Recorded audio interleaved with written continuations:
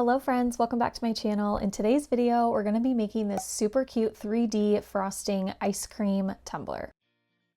For this design, I'm going to be using a 20-ounce thick from Makerflow. I've sanded it, washed it with Dawn, and now I'm going to paint the entire cup with Love Pink from Montana Colors. I'm going to let that dry about 2 hours, and then I'm going to go in and apply my glitter using the epoxy method. I'm using Material Girl from PDB, and I'm just going to cover the entire tumbler with this glitter. We're not layering glitters or anything like that. We're just using this one. So you can apply about 2 milliliters of epoxy to your cup and then go ham with your glitter.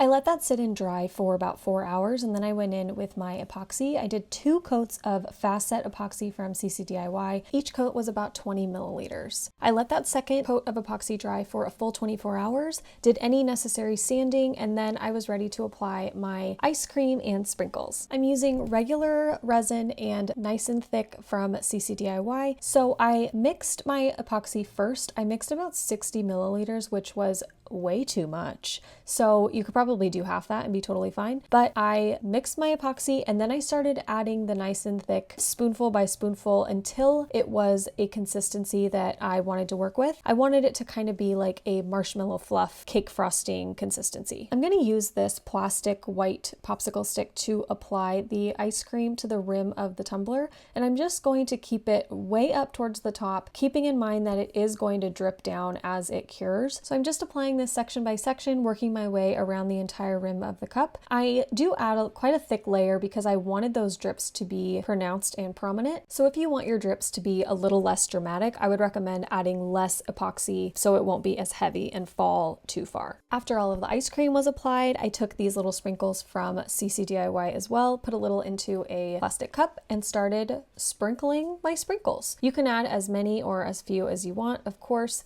but in my opinion, you can never have too many sprinkles. I let this sit and allowed the drips to form for a few hours. I did flip the cup over every 15 minutes. So I just set a timer on my phone for 15-minute increments and went out and flipped it over so those drips wouldn't be too aggressive. Once the epoxy got to a point where it wasn't moving as much and it was kind of just a little bit tacky, I went in and added a few more sprinkles, and then I put it on my turner to turn so the drips would kind of just stay where they are and not fall down too much. I really liked how the drips looked, so I didn't want them to fall any further. As the cup was spinning, I pushed down any sprinkles that were sticking straight up that might be pointy under epoxy, just made sure they were kind of flush, or as flush as they could be. I let the cup spin for about another hour, and then I stopped my turner to apply my decal. The decal I'm using is one I designed. It is available in my SVG shop that is linked in the description. For the offset, I used a sprinkle pattern vinyl, which I think was so cute and really tied everything together. So I'm just going to carefully peel the backing off and apply to a spot that doesn't have super low drips.